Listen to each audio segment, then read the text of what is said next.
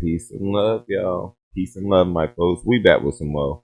With a little drama this time. It's the Katt Williams saga, y'all. Cat in the Hat, if you will. Come on now, he's back. You know what I'm saying? And he ain't taking no names. Yeah. So he went on Club Shay, and y'all know the rest. Here you go. Here you go.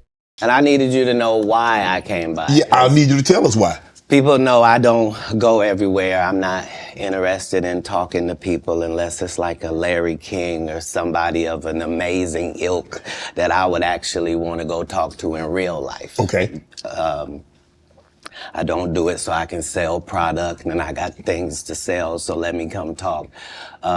You have a great product here, and as a fan base, we love the attention that you spend on the guest. We love how much work you've done, how well you know them, how prepared you are. The same things that we liked about you in football. You brought that on over to here, and that's why it resonates. And the reason I had to come is because you've made a safe place for the truth to be told. You know what I mean? Thank you. I appreciate that. And I have watched all of these lowbrow comedians come here and disrespect you in your face and tell you straight up lies. I'm talking about things that have never been heard in all of Black Hollywood. They feel comfortable sitting here and lying to you about it. You gonna set the record straight? Are you kidding me? You let Ricky Smiley sit here and you said out that mouth, you stole Friday After Next, the one I was in. I wish all of America fumbled a bit when that happened. And then he said some stuff that we haven't heard in 100 years in Hollywood. You ain't say nothing. This man told you he had Katt Williams' role. He was gonna be Money Mike. Wait. And Katt Williams was gonna be the Santa Claus. Now three quick points. You mean in Hollywood they cast a 5'5" black Santa Claus that weigh 145 pounds? That's your story. Your story is the Ricky Smiley that couldn't even do curse words because he had a Christian fan base. He was gonna play the pimp. Why you didn't ask him why has he played a woman in more movies than he's played a man? Well, I didn't know he shouldn't be able. You wouldn't let a athlete that been on steroids talk about one of the greats. Ricky Smiley can't act because Ricky Smiley can't act. He told you the story about when the movie came out. Where did he say he watched it? At home. He wasn't even at the premiere. You telling this man, you stole that. Oh, so he could get his name in the same sentence with a great one. It is sad. He was just that bitter when we were shooting it. He told everybody, it should have been my role. Everybody on the scene. Why do you think no cast member has ever said anything? He couldn't have played that role like you. I thought he was... Sir, no one... Why no... He was with KD? He beat up Terry Crews? Why nobody know this story? You talking about in Hollywood, they switched off roles. You take this and he... What?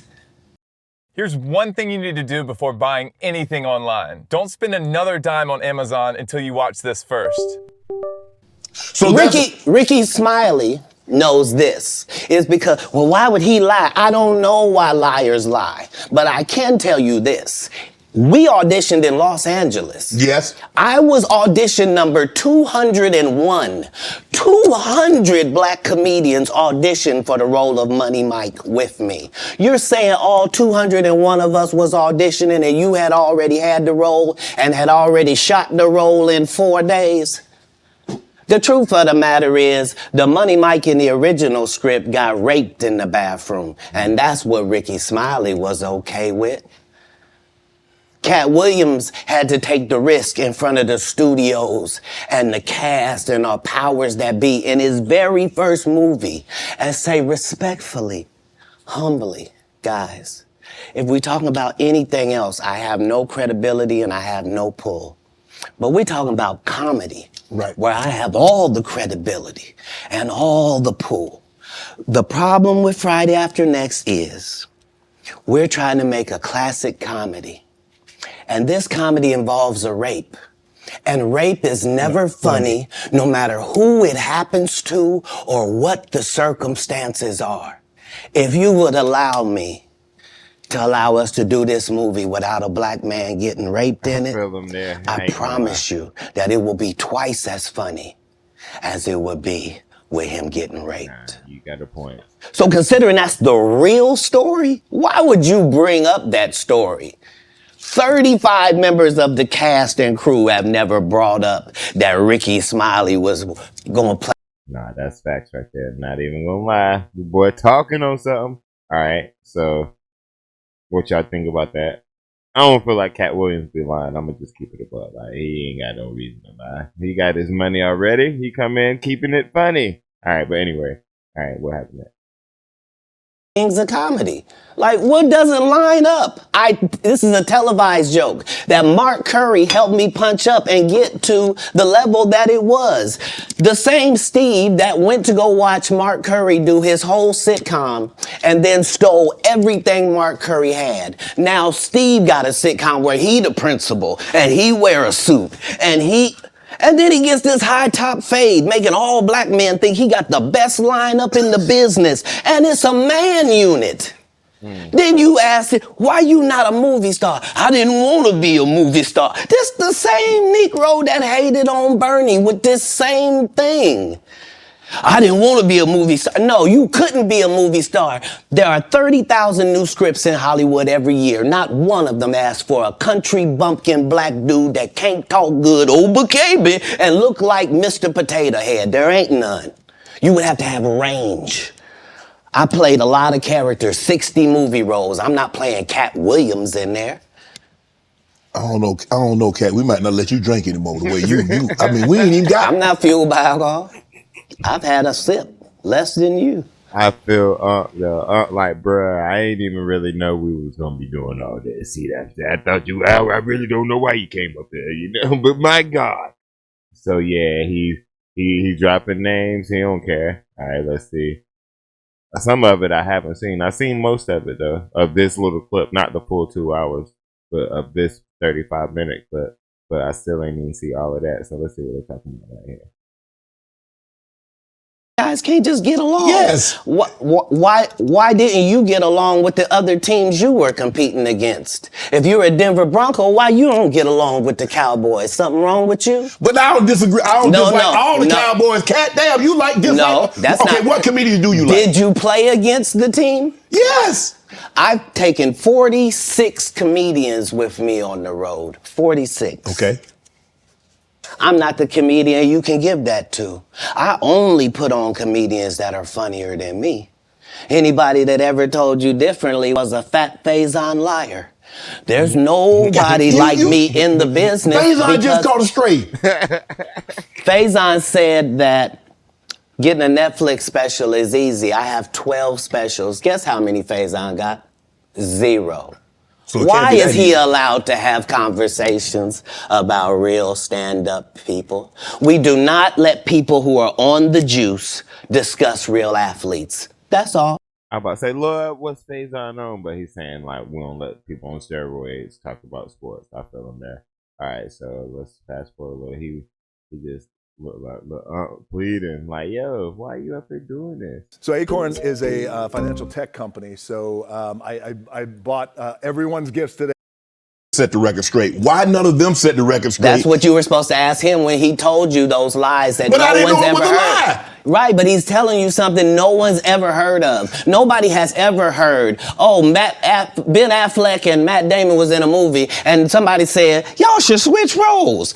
Like, this is a business. But that's the thing, Katt. Normally when people are giving you information, I'm thinking I'm hearing it for the first time and they're giving information no one else knows or have ever heard. So I'm taking them at face value. These are this is like Steve Harvey telling people he used to be homeless. That's my story. That's not his story. Steve Harvey wasn't never homeless. When Mark Curry was touring with him 25 years ago, he was making $3,000 a show in cash and doing 5 shows a week. They just tell the stories. Thanks to my wife, I'm where I am. You said that about the first wife. You forget that? You told us it was her. Then you went and married somebody else that think like a man. Yo, why he doing this? Damn it, and I believe that story about that was an inspirational damn story. It make me itch. That was an inspirational story about the damn him coming out the car, and I remember because I remember the fuck out that story because he was like, yo, you know what I'm saying? I was living in the car, then I got that call to do Apollo, and that changed the game. You feel me? Who's lying? Somebody. And why would they do this? Like, what are you talking about? They think they can rewrite history. Guy Torrey did a beautiful special about the Comedy Store and Fat Tuesday, where he said that Steve and Cedric and Kevin Hart and Tiffany Haddish came through there and made... All lies. Steve and Cedric never performed at the Comedy Store at all. Tiffany was only seen at the Laugh Factory. In 15 years in Hollywood, no one in Hollywood has a memory of going to a sold-out Kevin Hart show, there being a line for him ever getting a standing ovation at any comedy club. He already had his deals when he got here. Have we heard of a comedian that came to LA and in his first year in LA, he had his own sitcom on network television and had his own movie called Soul Plane that he was leading? No, we've never heard of that before that person or since that person. Where it's like, yo, why are you doing this? What do you think a plant is?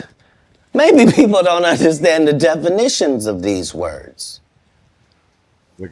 He just did his documentary with Chris Rock where he shows you that his whole upbringing in comedy was on the East Coast. Yeah.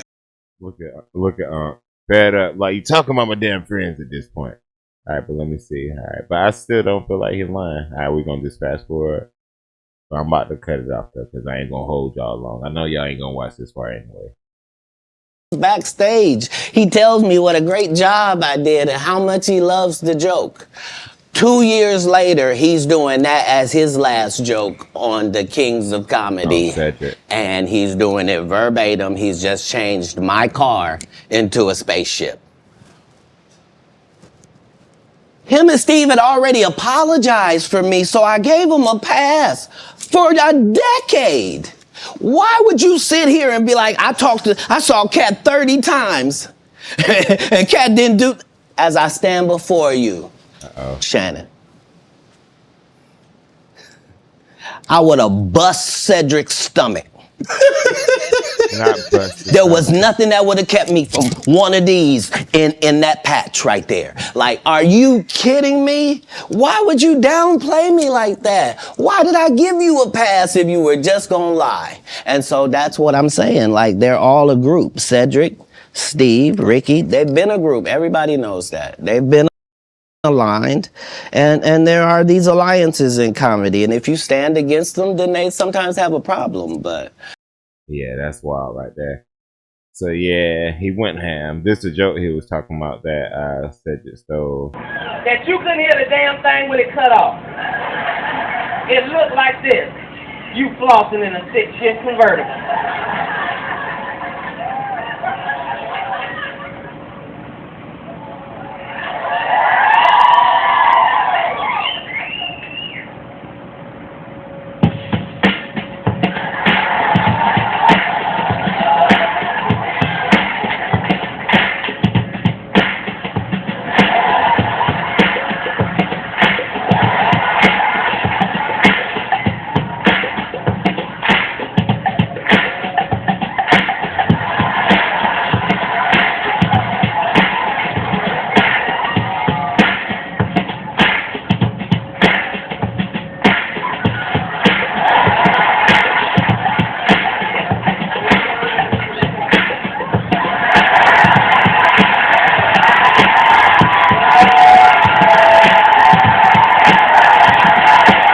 They gonna move to the moon.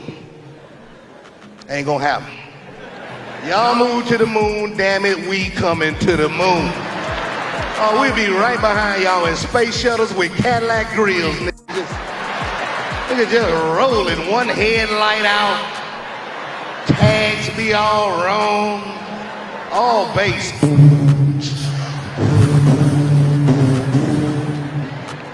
Y'all know we'll drive a space shuttle too. That's right up our damn alley. A space shuttle is long. They ain't scared no black folk. We'll drive a space shuttle. We grew up driving long cars. We'll drive a space shuttle like it's a 72 deuce and a quarter. We get us a cigarette, We get us, we be in a space shuttle like it's a 72. Dude, we get this.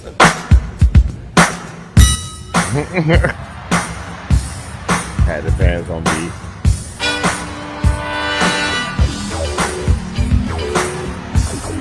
But yeah, man, that's pretty much what I was coming to show y'all. KATT Williams.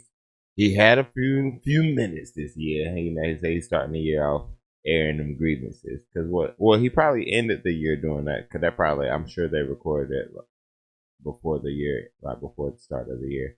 But that's so wild that he he went ham like he did.